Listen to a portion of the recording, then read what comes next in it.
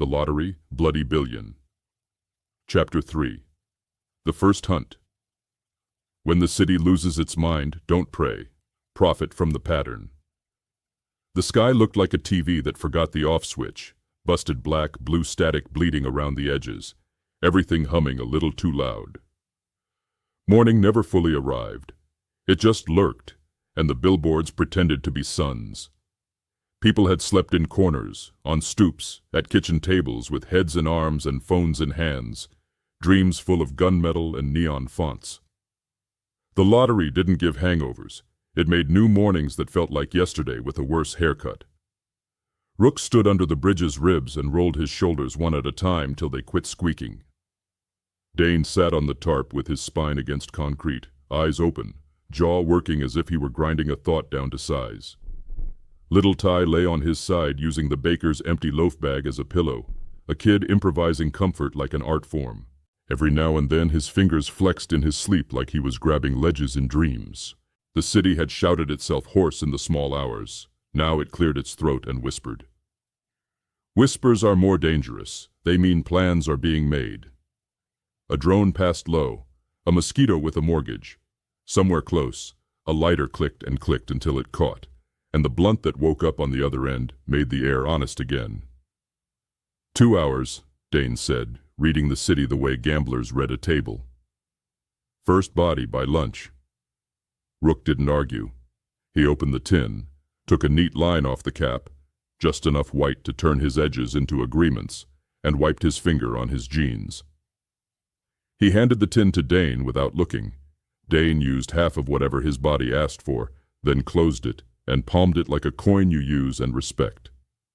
Ty woke fast, no yawning, no stretch, just eyes open and a question already trying to be a sentence. We moving? We always moving, Rook said. Now we're walking while everyone else runs. They slid from the column's throat and into gray air that smelled like old metal and cheap promise. Rook led them through the kinds of blocks that look empty until you know what they sell. Forklift rental, paper goods by the case, a warehouse full of synthetic incense that turned the street into a joke about holiness. He kept them in the middle light where ghosts are less interesting. The map in his head was muscle. Legs did as told. They heard the first scream on 10th, thin and wrong, the kind that belongs to a person watching someone else make a mistake that can't be undone. Rook paused long enough to let the sound show him the angles. He could draw the scene without seeing it. A crowd at a second-story window above a bodega with bars on the cigarettes, hunters arguing over who gets the first swing at proof, a cousin begging because families believe begging can change math. He steered them around it because he preferred useful sins. Is it one of the 5? Ty asked, breath hitching. Not yet, Rook said. That scream had gossip in it, not ad money. By the time they reached Factory Row, bookies had gotten their coffee and their confidence. Laminated boards leaned on milk crates, odds adjusted in dry erase green with an efficiency that made religion look amateur. Faces printed overnight in cheap ink flapped on clipboards. Rook's DMV stare stared back. So did the other 4. 2 he recognized from service points and corner fame. 1 he didn't. 1 so anonymous it felt like somebody's experiment.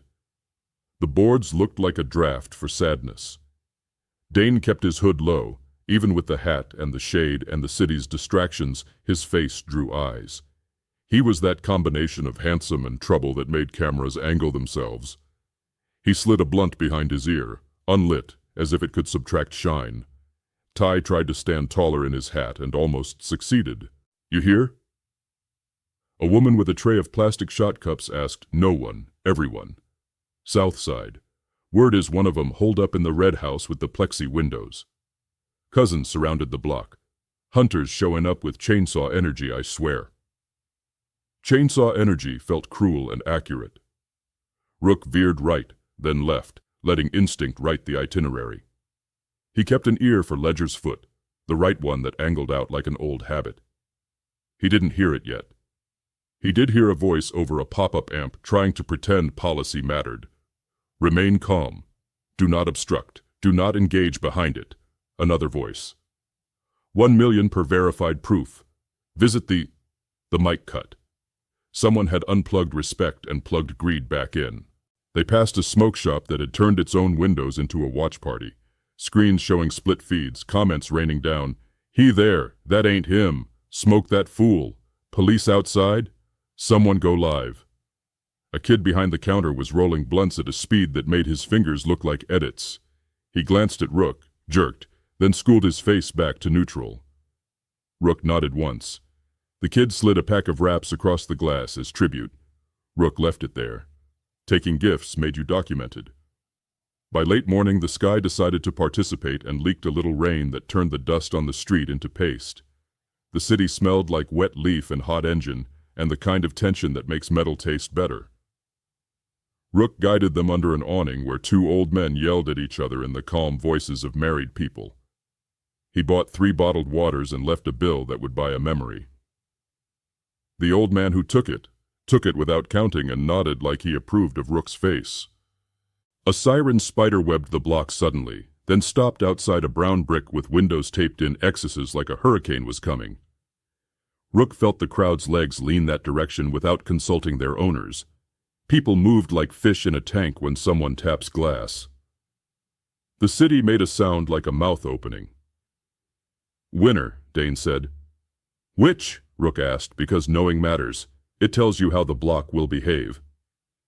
"Girl with the Latin script tattoo under the collarbone," Dane said. "Seen her pic last night. Pearl earrings, works 2 jobs, spins a key on her finger in vids." He swallowed. There was admiration in his voice he didn't want to name because admiration is expensive. Rook pictured her faster than he wanted to. Tired eyes, careful smile, an armor made of jokes. He pictured her kid in the background of a photo pretending to be a blur. The city had taken her and turned her into a meal. It does that.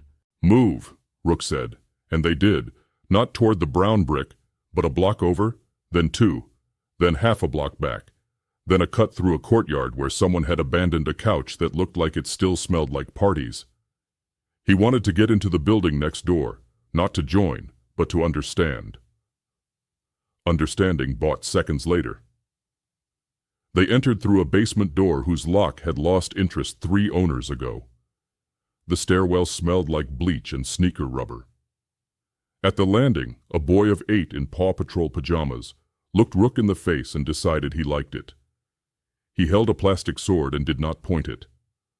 "She upstairs," he whispered, reverent, like it was a secret he had to share so the story would make sense. Rook put 2 fingers to his lips, then the ground. The boy nodded solemnly and tucked his sword under his arm like an officer at attention. They climbed to the 2nd floor where the plaster had shrugged for so long it had stopped trying. Rook took them into an apartment that had once been a maintenance office. Now it held a chair, a dead potted plant, a calendar with 3 months fighting for the top. The window looked into the red house's 2nd floor bedroom across the alley. He pulled the blind slats apart with 2 fingers and saw what the city would see in 30 seconds once someone got enough bars. The winner sat on the floor with her back to a bed frame, knees up, arms around them, head buried. A blunt burned out in an ashtray on the sill, a smeary, sweet ghost. Her cousin, on the phone, on face, kept saying, "Don't open the door. Don't open the fucking door." The cousin's voice broke on the 2nd door.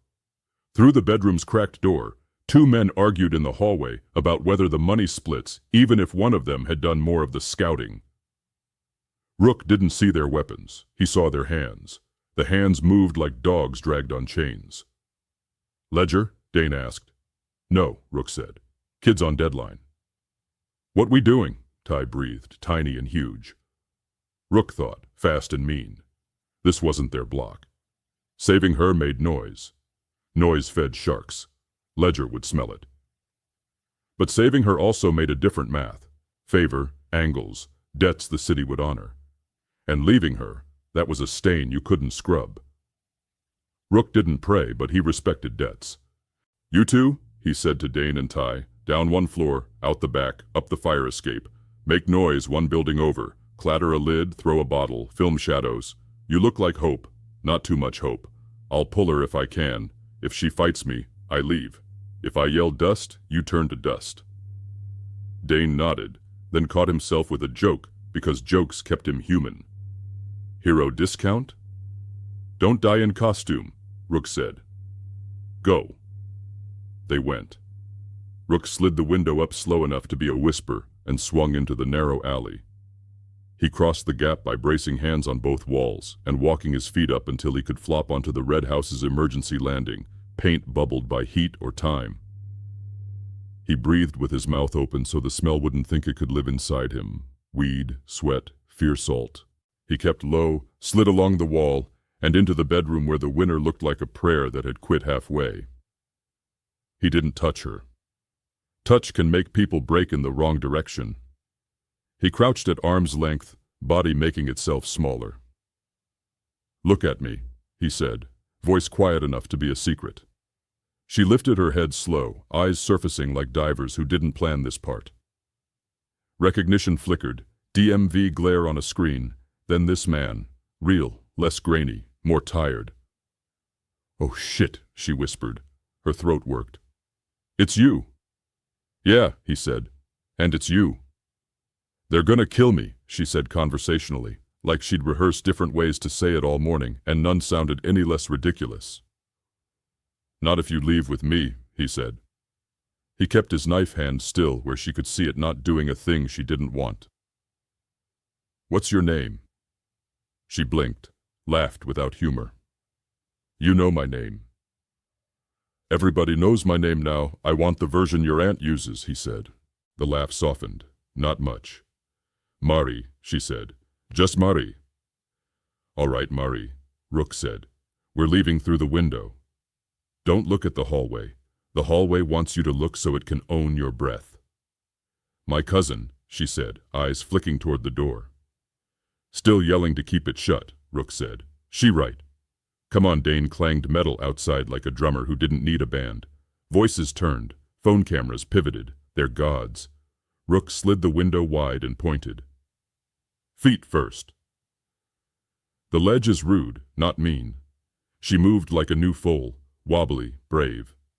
He gave her his forearm. Her grip said she'd carried boxes, babies, 3 jobs, and a man she shouldn't have. She slid out, hooked heel to sill, found the landing. He followed, closed the window, pulled the blind down, let it hang like life was happening inside, same as always. Down in the alley, 2 kids with chin fuzz and big, hungry eyes looked up with a mix of awe and arithmetic. Rook gave them his face for a second, then gave them a story they could sell later that didn't have him in it. Santa, he said, deadpan, and they laughed out of sheer surprise, a sound that blew their angles for 3 precious beats. They moved. Fire escape, roof, tar, past its prime satellite dish offering itself as a shield. Dane met them at the top with a breathless grin that thought about turning cocky and decided not to. They bit the clatter, he said. Went 3 doors down and started streaming a fight over who gets credit for hearing a noise. Rook got Marie against a low brick and let her breath switch gears. He watched her eyes acclimate to air and angle. She was a quick study. She wiped her face with the heel of her palm and put a hand flat to her sternum to calm her engine. You ain't gotta do this, she said, voice steadier than she felt. I do, Rook said. I'm trying to stay alive. Alive means not being a bystander next to a murder. From the street, a collective groan dragged itself over brick. The kind of sound you don't have to see to understand. Someone had done something irreversible in a moment meant for television. Rook didn't look. He kept them moving, a block east, 2 south, roof to roof, down an internal stair where you could smell other people's cooking and arguments that sounded like love songs with knives. They dropped into a hallway where a door stood open on a room full of women braiding hair. The air smelled like grease and patience, magic with a comb. Every head turned, then every head turned back because the braid requires respect. One woman lifted her chin at a back door, as universal a gesture as any prayer. Rook nodded gratitude and filed that debt under sacred. Out again, into a yard that made no sense. Bathtub turned planter, broken trike, a grill made from a barrel that should never have been used as a grill. Rook hustled them through, over, under, and then into a service corridor where the pipes sweated gossip. He stopped them under a stairwell that had learned to be quiet. Here, he said. We breathe. Then we move to the river underpass. I know some ribs to hide in. Mari stared at him like his face was a map, and she couldn't read but liked the lines. Why'd they pick me? She asked suddenly. Big question, small voice. I just go to work. Work makes you visible to fate, Rook said. He kept it cruel because comfort right now was counterfeit. You smoke? Mari almost laughed. Only on my day off, she said, and sometimes bad nights. This one don't know what it is. Dane pulled a blunt from behind his ear, snapped the tip, sparked it with that tiny theater he always did. He passed it to Mari. She drew like someone who'd earned it. The leaf steadied her face, didn't fog it. She passed it back. Dane took a pull and his shoulders came down to where they belong on men trying to live. Little Ty stole a look, then looked away with discipline beyond his age. You got a kid? He asked Mari, surprising himself with the question. Yeah, she said. Jada. My mama got her right now. Jada don't know none of this. She just want me to bring her a blue slush. We'll make it cost 'em 1,000 slushes, Dane said, trying for charm, landing on genuine. From the direction of the red house, the sirens came fast and purposeful. Proof had been collected. Bodies were moving like invoices through a system that called itself neutral. The big screens flickered in unison 2 blocks over, and the host's voice turned down for serious. We remind citizens that vigilante violence is not... The crowd laughed right in the broadcast's face. Then the feed cut to a watermark. Submission received. A meter climbed like a stairway to greed. They took her, Mari whispered, understanding all at once. She was alive, but someone like her was not, and that's how the city regained balance, by killing a version of you for ratings. She clenched her jaw instead of crying. Rook liked her more for that. We go now, he said. Ledger's a patient kind of problem, but he's not the only one. Amateurs thinking they're professionals are the most lethal storm. They cut toward the river in a series of choices that looked random if you didn't know Rook's habits. Always find 3 ways to be wrong, then pick the one that turns into right if someone else interrupts. Rain had quit pretending and now fell real. Thin needles that made skin alert. The blunts in the air smelled cleaner in the wet. Rook felt his focus narrow until the world tasted like copper and asphalt, and the difference between living and not. They reached the underpass and slid into the column's throat. Dane pulled the tarp, the blanket, the water that never tasted good and always saved you. Mari looked around like she couldn't believe survival could be this ugly and make sense. Ty sat cross-legged and tried to look like a soldier. Kids always do when death is selling souvenirs. Ledger? Dane asked. Out there, Rook said, drawing a circle slow. He'll come in from a side we think is dead. He's smart. His foot is dumb, that's our crack. Mari flinched. Who? Problem, Rook said. No names. Ledger could have been a dozen men or one. Naming him could give him power. Rook decided superstition was policy tonight. They ate another quiet meal of bread scrapings and stubbornness. The city outside applauded men making themselves smaller inside jails they'd chosen. The lottery's official account posted a graphic with 5 dots. 1 dot now had a slash through it. For remain. People added skull emojis like they wouldn't want condolences later. A small girl, 3 columns down, sang to herself in Spanish about a cat. The song was older than all this. Rook leaned his head back against concrete and let his eyes go soft without sleeping. He could stay like that for minutes at a time, a trick he'd learned when rest was rationed and the enemy never wasted a full silence. He kept his hand on the knife not for drama, for comfort. He listened for Ledger's foot. He listened for the kind of breath men make right before they do something stupid and blame destiny. Why you helping me? Mari asked again, so quietly he almost pretended not to hear. Because I'm greedy, Rook said. She frowned. He let the sentence finish. I want to live. Living means not letting the city decide I'm the kind of man who watches. Mari stared at him like he'd told a joke without smiling. Then she nodded, a little, not enough to change the weather. "Okay," she said. "Then we live." Dane let out a breath that might have been a laugh if it weren't low.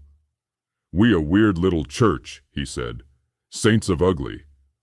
"Shut up," Ty said, reverent. Rain softened.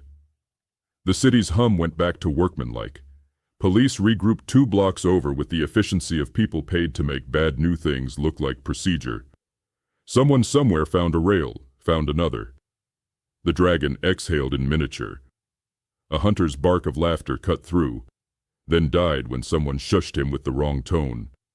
Rook stood. "We move." "Where?" Dane said, because that was his part to play, and he played it. "Bookies," Rook said. "We mess their odds. We make the math go sideways. We make Ledger waste time telling amateurs to stop filming and start living." Mari tied her hair up in a quick knot. That simple act looked like a decision, and it was. "Let's go," she said. They surfaced into a street that had cleaned its face with rain and now showed every bruise. The laminated boards looked sad or wet. Rook walked up to a pop-up book and stared at his own face. The numbers beside him had shifted, climbing after the Red House submission. More eyes meant more odds meant more hunters meant less time. He dug a Sharpie from the board's tray and flipped it. Out of ink. Typical. He reached over the counter and plucked a marker from the bookie's jacket pocket. The man startled, and then saw who had borrowed.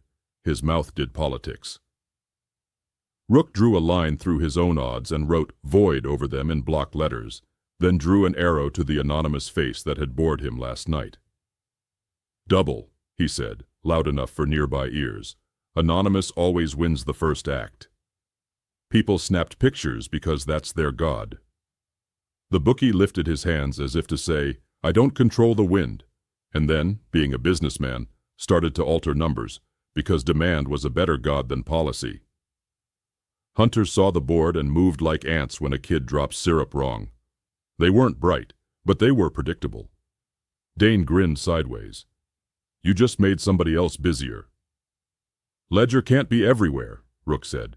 "He'll scold, he'll adjust, he'll call me cute names later. Meanwhile, we keep you alive." "Me?" Mari said, half protest. "You got a kid wants a slush," Rook said. "That's heavier than my reasons." They cut left, then right, then ducked into a doorway where a man sold cheap watches that looked like sorry men. Ledger's footstep phantom crossed Rook's mind. He scanned reflexively, and there he was at the end of the block, angled step and all, watching Rook write on math like a vandal. Ledger didn't hurry. He nodded once, a sad, fond thing, like a teacher watching a good delinquent. Rook nodded back. He put his hand to his chest without thinking, where the ticket had burned the first night. No paper now, just a heartbeat that had decided its job. "Keep it," he told that drum. "We ain't spending." The city, deciding it had an appetite again, opened its mouth for the next course. Somewhere in the maze another scream tuned itself. Rook didn't look toward it. He looked toward alleys and doors and ladders and lived. He moved. Not fast, not slow. Rain threaded down like bad stitching. The street had that damp sparkle that makes every alley look like it's winking at you for the wrong reasons. Rook didn't buy the romance. He had Mari tucked between him and the wall, Dane to the left in his hat and hoodie, little Ty a shadow at Rook's hip. Across the avenue, the laminated odds changed numbers again, like a slot machine trying to please a god. "Ledger saw you rewrite the board," Dane said, keeping his voice near Rook's ear. "He's going to make a point." "That's why we move before the point arrives," Rook said. He sniffed once, rain, leaf, a lick of solvent from a body shop, and tapped the tin. "Half." Dane cut a clean rail off a key, no flourish. Rook took his, quick and neat, edges sharpened, lines agreed. He handed the key to Ty. The kid shook his head, eyes steady. Mari watched all this with that new focus people get when they know life is a timed test. "What's the plan?" she asked. She didn't whine. She asked like a partner. "Make them chase air," Rook said. and move you where family can take you quiet." She twitched at the word. "Family'll make it loud," she said, truth showing. "They love me too hard." "Then we use strangers who act like family," Rook said. They cut a zigzag that looked random but wasn't. Past a pawn window filled with gold that had belonged to better times. Past a barber sweeping hair into sacred piles. Past a crowd clustered around a live feed of a man crying, while strangers coached him to be tough in the comments. The brevity of compassion tasted like battery acid. Dane tugged Rook's sleeve. "You see that?" He flicked eyes to a van with a half-magnet sign, plumbing and drain, idling in the mouth of a side street. 2 men inside, one in the back with a camera on a shoulder rig. Not news, not street either. Corporate hunters, sponsored. "Yeah," Rook said. "We don't go left." They went right. The rain freshened, tapped Rook's face like a drummer testing snare. His nerves did their inventory. Knife left, bottle right, chain coiled, lungs fine, knee ornery. Ledger's footstep found his imagination like a metronome. He looked for the angle, the calm in the noise. A woman in a doorway waved. Same braiding shop crew, different building. "Inside," she mouthed, chin flicking. "Now." They slid into the back room of a beauty supply that smelled like oil, fruit, and patience. Shelves of combs and cuffs and satin bonnets. A little TV in the corner playing The Crawl with 5 faces. One slashed out now. Rook's DMV glare still there. Mari's kid's name echoed in his head. Jada, blue slush. Like a talisman you could buy at a corner shop if you were lucky. "Down," the woman said, already pushing a stack of boxes to reveal a trapdoor disguised as inventory. She read the night and joined it. "You always had that?" Rook asked, impressed. "For hurricanes," she said. "Different storm, same escape." Rook sent Ty first, then Mari, then Dane, then himself. The trap ladder led to a crawl space that had done its time hiding people from worse ideas than tonight. They crouched in the rectangle of dark and listened while feet hurried overhead, while a voice with a headset tone said, "He doubled odds on the Jane Doe, track that," while Ledger's sober cadence didn't appear and scared Rook more by not being there. The woman above slid the trap back and dropped a flashlight with the beam covered in red film. "Straight line to the alley," she whispered down the crack. "Kick twice when you go. I reset boxes so nobody thinks we got magic." "Debt recorded," Rook said. "Live to owe me," she replied, and was gone. They crawled. The red beam made everything look like a stage set for a sin. Ty moved quick, shoulders tight. Dane crawled like a man who hated kneeling but respected breathing. Mari breathed with that slow shake women learn when crying won't help. Halfway down, the crawl space kinked where a foundation wall had shifted. Rook squeezed through and motioned them to pause. Overhead, boots. Ledger? No, too many taps in the step. Young, high, armed with confidence. They passed. Rook exhaled. The alley exit was a rust square you'd never see if you weren't born to see it. Rook eased it up, sniffed rain and ammonia and song, somebody humming a dirty tune 2 doors over. He kicked twice, soft. Boxes slid back above them, muffling their exit. The alley itself hosted 2 cats negotiating turf and a trash can lid that begged to be a symbol. Rook left it alone. "Right," he said. They slid past a dumpster with a "no parking" stenciled on its belly like a joke. A shape peeled out of the shadow, and Rook's knife was already up when he recognized the hard smile. Ledger. No crew in sight. Just him, a hoodie, the chipped tooth. The angled right foot he refused to fix. He kept his hands visible. "You always pick the good doors," he said. "You in there with the hair angels?" Rook didn't answer. Silence buys seconds cheaper than talk. Ledger's eyes warmed, not kind, interested. "You moved her," he said, flicking a glance at Mari. "That will make people romantic." "Romance doesn't cash," Rook said. "It cashes this week," Ledger said, chuckling. He tilted his head, listening to rain and greed. "You feel that?" Rook felt everything, mainly Ledger's spacing. 2 steps outside lunge, 3 inside talk. A lean that said he'd happy to test. "We're not doing this in a church basement," Rook said. "We are always in a church basement," Ledger said, and stepped in. Dane slipped left instinctively, trying to flank. Ledger's offhand flicked, fast, snake-quick, hooking Dane's hoodie string, yanking him off balance. Dane shouldered into it, rolled, came up with a box cutter because magic makes tools appear. Ledger laughed, not impressed, not scornful, appreciative. Ty made himself even smaller, tucking behind a stack of pallets. Mari flattened against brick and used the blunt like a grounding wire, a glam of smoke in rain. Rook feinted high, went low, aiming ankle, testing the angled foot.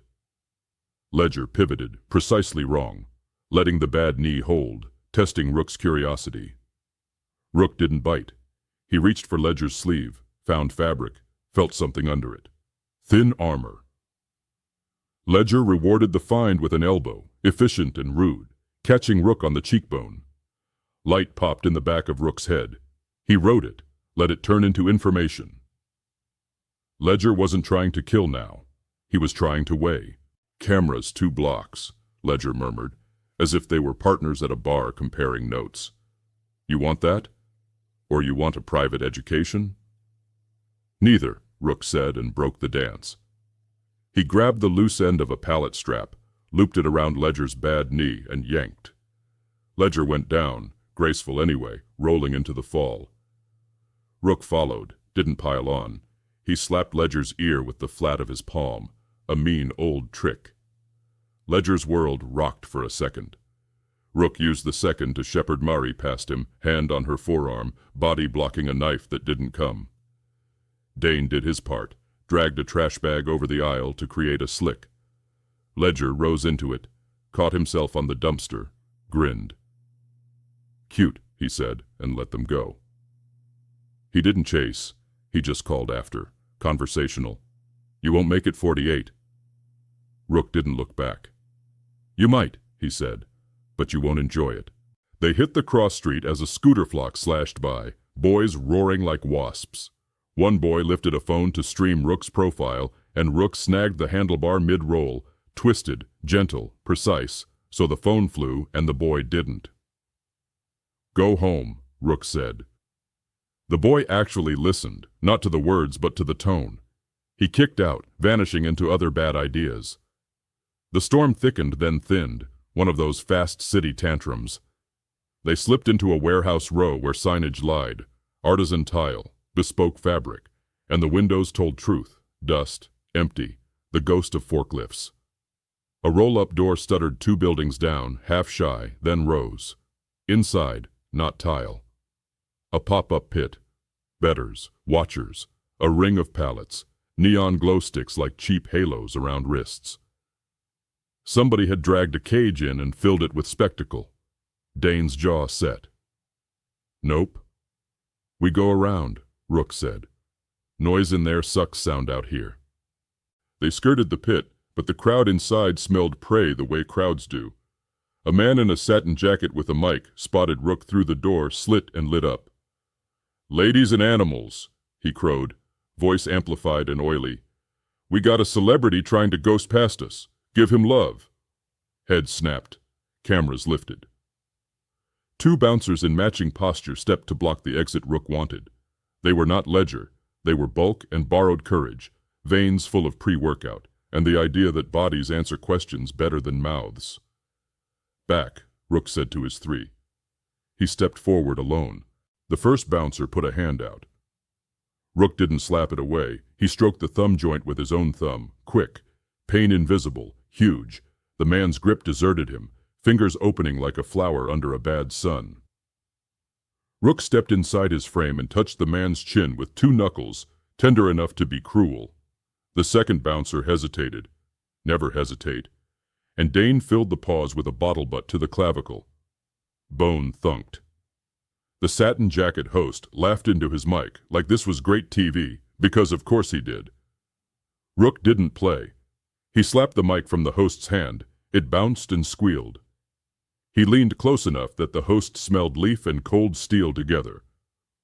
"Turn the light off," Rook said, "or I turn it off for you." The host looked into Rook's eyes and recognized a man not auditioning. He killed the light. The crowd booed, then found something shinier to clap for. They slid away in the momentary dark. Mari breathed again.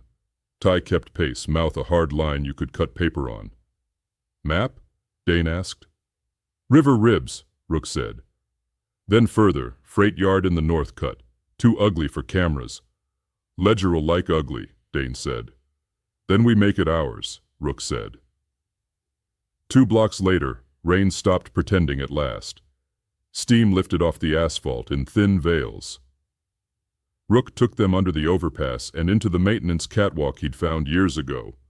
A high line of grated steel with just enough handrail to fool you. He led them in single file, steps landing soft. Down below, the river wore the city's face badly.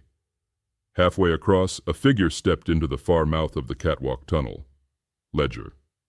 Of course. He wasn't breathing hard. He tilted his head, amused by geography. Behind him, 3 silhouettes, different from the Jitter Boys. These moved like checks that had cleared, ex-cop posture, ex-military shoes, ex-hope faces. "You always walk the spine," Ledger said. "I respect that. Most people avoid places that require balance. I avoid places with you in them," Rook said. Ledger's grin widened, chipped tooth bright. He lifted a small canister and rolled it like a coin on his palm. "Wind favors me," he said, and cracked it. Pepper smoke unfurled, ugly orange. Rook didn't panic. Bodies do what they're trained to. He dropped to a knee and pulled the cheap bandana from his pocket, spit on it, tied it over his nose. Dane copied fast. Ty fumbled a heartbeat. Mari shoved her hoodie sleeve up and pressed it to her face, eyes watering but steady. Ledger let the orange creep, then sent his 3 across the catwalk with batons and small shields, the kind that look like toys until you're under them. Rook made a choice. He reached underneath, found the catwalk's maintenance latch, and booted it. 3 of the grated panels in front of him dropped 6 inches and tilted. The first merc hit the angle, and his weight argued with physics. Physics won. He windmilled, grabbed rail, lost the baton. Rook kicked the baton into the river. The second merc planted smarter, but Dane slid behind him, hooked both knees with a chain, and yanked. The man knee-kissed metal. The third kept his feet and swung hard. Rook caught the shield edge with both hands, pulled it forward, let the man commit, then stepped aside so momentum became self-murder. The man smashed face first into the rail and saw static. Ledger didn't rush to help. He let his men learn the lesson and paid attention, the way men with salaries memorize winners' tells. The pepper was thin now, wind misbehaving, rain's ghost interfering. Rook blinked tears away and smiled with only one corner of his mouth, because joy made him sloppy. "You stacked the deck," Ledger said. "You only just noticing?" Rook said. Ledger stood still in the orange mist and did math. He didn't try the catwalk. He stepped down to the river path instead, tossing the empty canister into the water like a man done with a toy. He called up without raising his voice. "You got a kid and a winner and a hype man," he said. "And 44 hours to fail in new ways. I like your odds for art." "Go file your report," Rook said. Ledger put 2 fingers to his brow in a tired salute. "See you when the screens go quiet," he said, and moved along the river path like he owned a key. Rook didn't let the adrenaline decide the next block. He took them off the catwalk into a dry moat where the city stored apology. Broken cones, a wheel off a sign, 2 folding tables leaning on each other like drunks. They found the access hatch to an old storm tunnel and dropped. The air changed, cooler, wet, metallic history. Ty's shoulders unclenched in the dark. Some kids are born to undergrounds. "North Yard?" Dane asked again. "Yeah," Rook said. "Old rail. We can sleep by listening there." Mari put a hand to his arm, not to stop. "Thank you." The touch surprised him. Not because he didn't deserve it, but because gratitude is rare currency on nights like this. He nodded once and kept moving. The tunnel spat them in a drainage ditch skirting the freight yard's edge, chain link crowned with lazy razor. Rook knew the sag. He slid a cardboard square he kept folded in his duffel over the wire and pressed. The wire drooped. They went up and over, careful not to sing. Inside the yard, trains slept like whales, huge, old, patient. Rook guided them between cars until he found the bulwark he liked, a gravel berm with a view of 2 approaches and a culvert to vanish into if the world decided to visit. He spread the tarp and blanket like a ceremony and made them sit. They ate the last of the bread with water that tasted like pennies. Dane sparked a blunt and passed it clockwise. Mari took it, eyes half closed, breath evening into something human. Ty leaned on Rook's shoulder in a move he pretended was an accident, and Rook let him pretend. "You think he's going to keep being polite?" Dane asked. "He'll be polite until it's worse," Rook said. "That's his hobby." "Why not kill you when he can?" Mari asked. "Because the show is young," Rook said. "And because I'm working for his ego. He wants the hunt to have chapters. So do the cameras. So does the city, even when it lies." Mari stared out at the yard like she could see the city's bones under it. "Jada likes trains," she said. "Says they sound like someone breathing big." "We'll keep breathing big," Dane said, sincerity showing, "till it's boring." They let the quiet carry them a few minutes. Quiet is skill. They practiced. Rook sifted gravel through his fingers and listened for the sound that meant Ledger's circle had tightened. Nothing but distant engines and a drone's irritated whine way off, too high. He almost allowed rest when a new sound arrived, a fizz, then a plastic pop. He sat up. Dane's eyes went wide. 2 glow sticks arced over the fence and landed in the yard like comet tails. Green, then red. Not random. Markers. 2 shadows broke away from the far line of rail cars and jogged low. "Up," Rook said, and they were. He let the first man get close enough to misjudge. The man raised a camera. Rook grabbed the lens and turned, hard, into the wrist. Bone complained. Dane met the second with an elbow and a chin jab he'd learned on Bouncers and Cousins. The man folded with a woof. Rook took the camera, popped the battery, dropped both into the culvert. He checked pockets. Coke, wrap, a folded flyer with proof rules in bold. Amateurs with ambition and terrible friends. "Go," Rook said, swatting them away like flies, "before the math finds you." They ran, thankful to be told what to do. Rook closed his hand around the glow sticks and snapped them again for brightness, then tucked them under the lip of a rail wheel to draw curious men to the wrong spot. He recovered the tarp, kicked gravel over footprints, and led his people into the culvert dark. They crouched in the low space and breathed together. Above, footsteps gathered like rain on a tin roof. A voice, aggrieved, suburban, wired. "I swear he was right there." Another, patient, deep, Ledger. "He was." He left. Learn from it. Rook smiled despite himself. Ledger's compliments sounded like threats. He took the tin out, thought better, put it back. Better to keep the wire humming on its own tonight. He turned to Mari. "We got one choice left before night makes more," he said. "I can hand you to the Hair Angels. They'll move you to a cousin of a cousin who won't Instagram you. Or you stay with me and risk Ledger enjoying the chase with a bigger audience." Mari's eyes were wet, not weak. "What would you want if it was your kid waiting for a blue slush?" she asked. "I'd want her mother alive, even if she hated me for how," Rook said.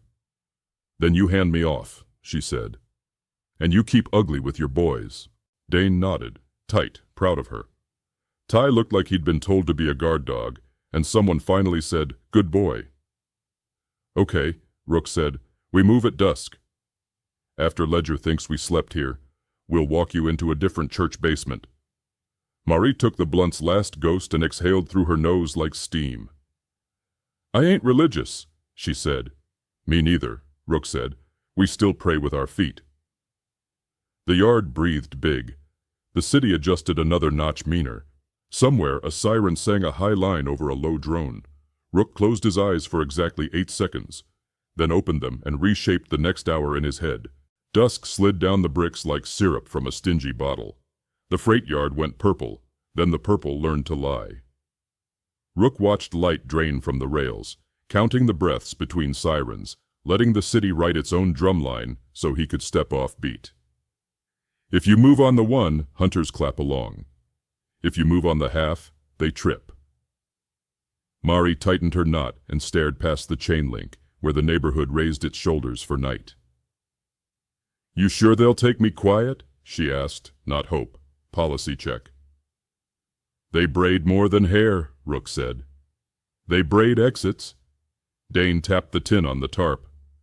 "We sharpen or we keep the wire humming." Rook cut a short line with the economy of a man who'd fought himself clean and dirty, both. Dane took half of half. Ty didn't ask. He knew his place in the chemistry. The blunt moved, too, a slow orbit, leaf smoke inoculating against panic. The smell layered over iron and damp gravel, comfort without apology. The plan was geometry. Cut north along the ditch, climb the sag between rusted posts, cross the setback lot behind the hair supply, slip through the trap the angels had shown them, deposit Mari into a chain that didn't stream and didn't brag. Then vanish 2 blocks west and down, river ribs again, catwalk if Ledger didn't park there like a spider. Rook checked for tails the way a hungry man checks pockets he knows are empty anyway. Twice. The yard's ambient noise held steady. Drone whine far, train brake hiss near, footsteps not yet. He nodded, moved. They climbed the sag slow. Rook slid the cardboard square to keep the wire polite. Ty flowed over like he'd been born to holes. Dane matched him, breath quiet, eyes awake. Mari hopped down last, knees soft, shoes silent, good student. They hit the setback lot, and the city brushed their faces with new weather. Icebox wind off the river, weed smoke from a back porch 2 houses over, the sweet medicinal hit of salon oils. Rook let the sensory math settle in his bones. Ledger was somewhere composing, but not on this chord. Yet. "Keep eyes big," he murmured. Dane angled his cap lower but widened his gaze, catching reflections in dark windows, counting silhouettes that weren't. "I got it." "Me too," Ty whispered, and his voice didn't crack. The lot fed a narrow cement throat between buildings. It stank of old moisture and new paint. Rook raised a hand. "Stop." 2 shapes moved across the mouth up ahead, backlit by the salon's neon, soft pink cursive saying something about beauty that meant business. Not Ledger's gate. Not amateurs either. Corporate hunters, same breathable rain shells he'd clocked earlier in the plumbing and drain van, microphone puff on one shoulder strap, little chest cams blinking red like lazy eyes. Dane's lip curled. Sponsorship. "Angle left," Rook said, and slipped them into the seam where a cinder block wall met an iron stair. He could smell the hunter's gum, wintergreen, and the polyethylene vanilla of their rain jackets. The pair paused, headsets murmuring. One lifted a tablet, the other scanned heat with a cheap thermal scope. "They're reading for heat," Rook breathed, mouth close to Dane's ear. "We become cold." He flattened behind the iron. Metal sucked warmth. He pressed Mari's shoulder to it. Sorry later, and she gritted through. Ty did it already, thin body to steel like he loved the taste of survival. Dane hissed at the first touch, then set his cheek to iron and exhaled steady, watching his breath disappear faster. The corporate pair moved on, fooled by the science of discomfort. Rook let a count of 5 stack into 8, then 14. He pulled them out and cut right along the wall until the hair supply's back door appeared in shadow. 3 soft taps, a drag of boxes, the trap lifted. The braid angel from earlier peered down, head wrap, steady eyes. "Shoes off," she whispered. "You carry noise you can't hear." They stripped fast. Warm tile hugged socks. The trap swallowed them. The back room closed. The angel moved boxes with the elegance of a dancer moving through choreography. "I can take her 3 hearts length," she said. Code for 3 blocks, 3 hands, 3 problems. "After that, y'all ghosts again." Mari looked at Rook like a kid asking if the ocean would hurt. He put a palm to her forearm, not grabbing, not dramatic. "You go," he said. "Find a room with 2 exits and no mirror. Eat something dumb. Teach the kid a card trick. Don't watch the screens." "And you?" she said, voice there under glass. "I stay ugly." Her throat worked. She nodded. "Hand me off then." The angel handed Mari a satin bonnet and a ratty hoodie with a sports logo someone had bled out of. Mari pulled both on, changed silhouette, lost the tattoo, lost the earring shine. She looked like nobody on purpose. It suited her more than the city ever would. They hugged fast without deciding they would. Rook felt her rib bones, strength and cost. Dane bumped her fist with knuckles warm from holding smoke and fear. Ty, awkward, stuck out his palm. She clasped it tight, like a deal made between small and strong. "Blue slush," Dane said, and Mari almost smiled. Then she was gone into the angel's system, down the rectangle, up a room, through a door that knew a song only they sang. The trap closed. The boxes slid back to erase the notion of magic. Rook breathed once, let hope and dread fight to a draw. "We move," he said. "River Ribs?" Dane asked. "Not yet," Rook said. "Ledger will park there like a toll booth. We cut to the glass yard, break the music again." They retraced steps, slower. The corporate pair had left gum wrappers like breadcrumbs. Rook stepped around them, down the cement throat, left into the lot. Then wind brought a new smell. Adrenaline sweat, not theirs. He tasted it on his tongue.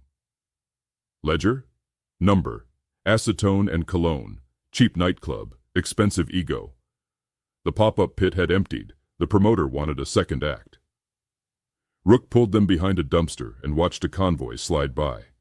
The plumbing and drain van, then a black SUV with a dash cam, then 2 scooters dragging an LED sign that read, "Winter Watch. Subscribe." The city had turned the hunt into a subscription tier. Of course it had. "Go low," Rook said, and they did, skimming the fence line to the corner with the slacked post. They were halfway over when Ledger's voice cut the dusk like a good knife slicing a bad steak. "We keep almost doing this the easy way, Rook," he called, conversational. "You hand me your proofs, I hand you a minute to call whoever you need to. You leave more legend for the kids." Everybody gets a memoir excerpt. Rook landed in gravel and didn't answer. Dane went to earth, eyeline on the angles, hands twitching for options. Ty crouched compact as advice nobody wants but needs. Ledger stepped out from behind a stack of pallet bins, rain beating on his hoodie like the city's saliva. 3 of his men ghosted him, clean boots, old scars, the posture of regrets that paid. The angled right foot pointed slightly wrong, as if he were turning toward a joke only he heard. "Where's the girl?" he asked mildly. "Somewhere you ain't invited," Rook said. Ledger's grin tilted, chipped tooth catching dusk. "That's every room I enter," he said. He rolled his neck once, listening to the vertebrae's opinion. "You cost me money today. I respect it so much I want to hurt you for it." "What's the price of that respect?" Rook asked. "A look at what you do when your 2 hands ain't enough," Ledger said and snapped his fingers. The SUV's tailgate thumped up. 2 more stepped out, one with a weighted chain, one with a T-shaped baton and a jaw like a sawhorse. Not amateurs, not sponsored either. Freelance headhunters, eyes clear, hearts rented.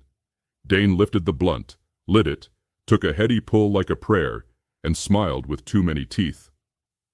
"We selling tickets?" he asked. "Already sold," Ledger said. Rook took the chain off his shoulder and looped it twice around his forearm.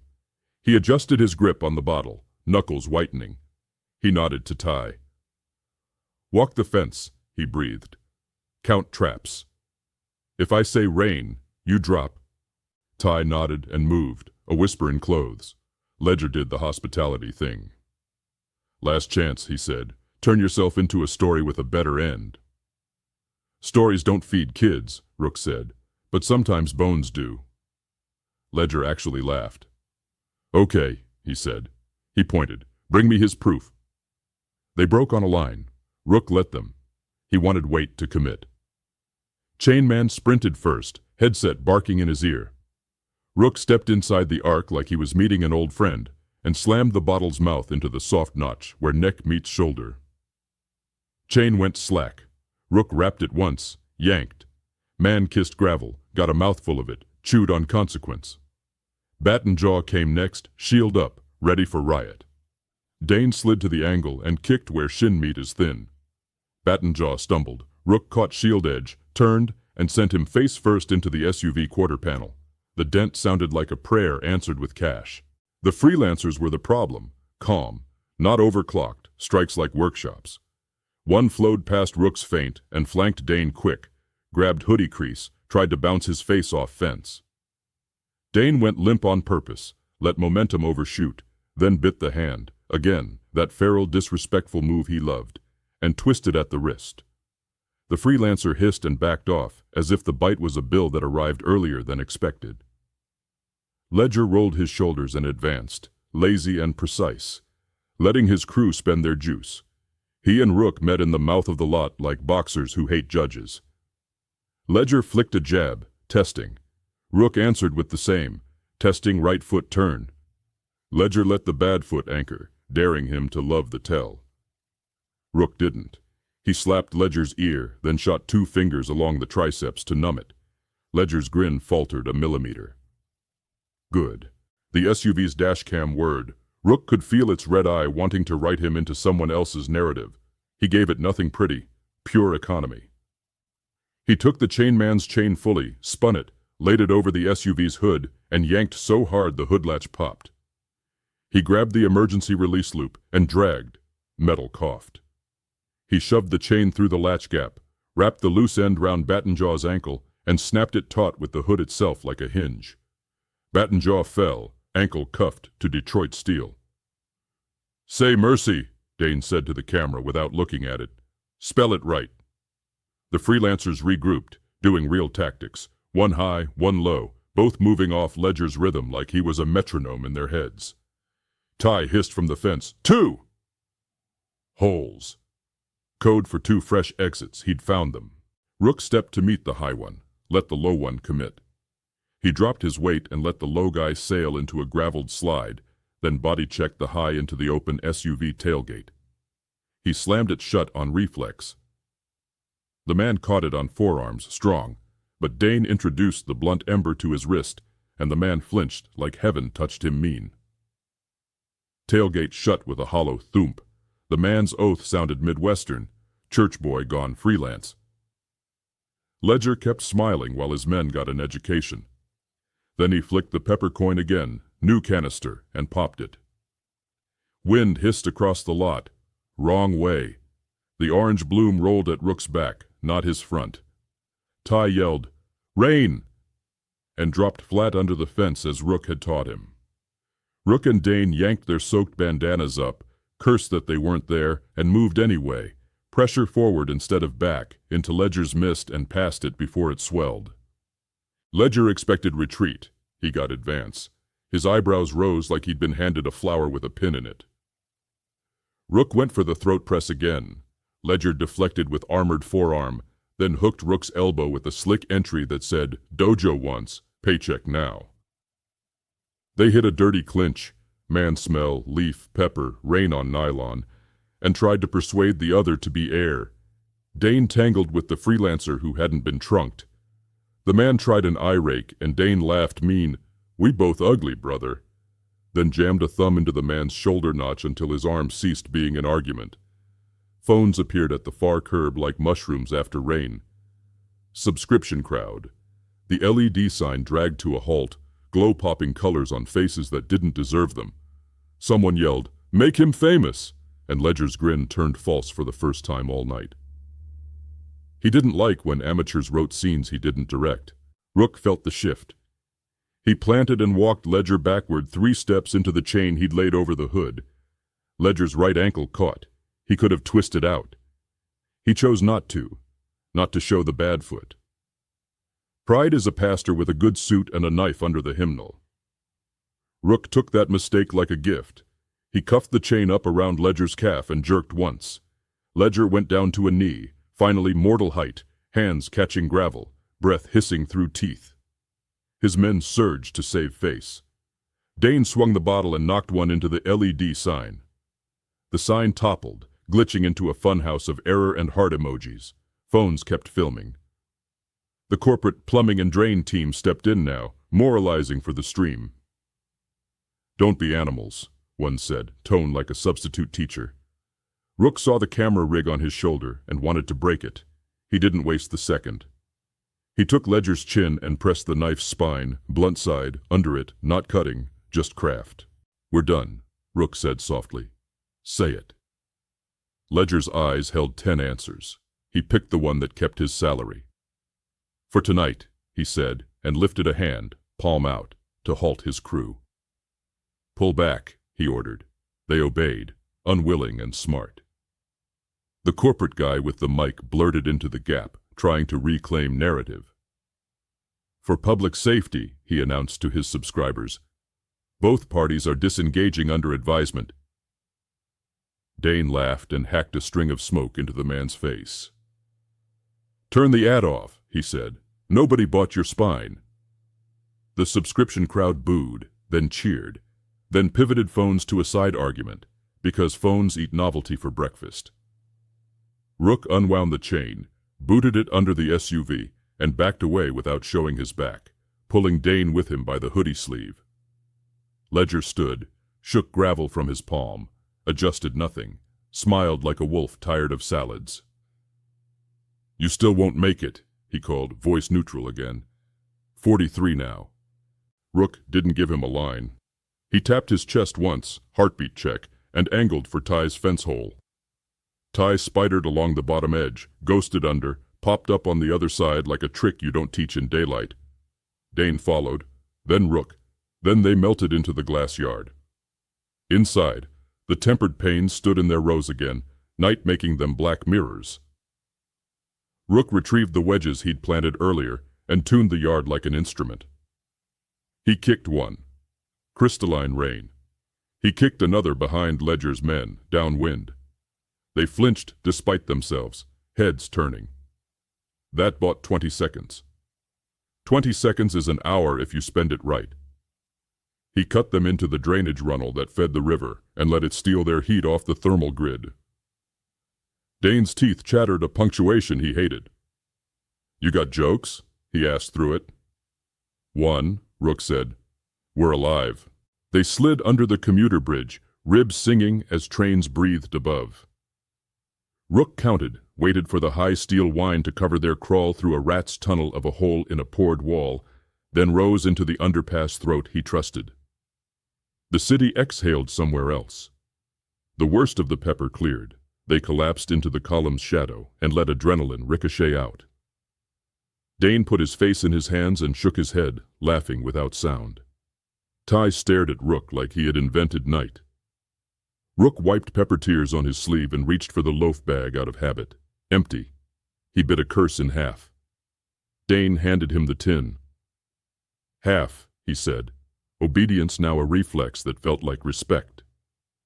Rook cut the whisper line and let it be a metronome for nerve. He eased back into his own bones. "We got Mari off the board," he said. "Ledger can't sell her tonight." "You think the angels keep her?" Ty asked, tiny and valiant. "They'll keep her," Rook said, "or die trying."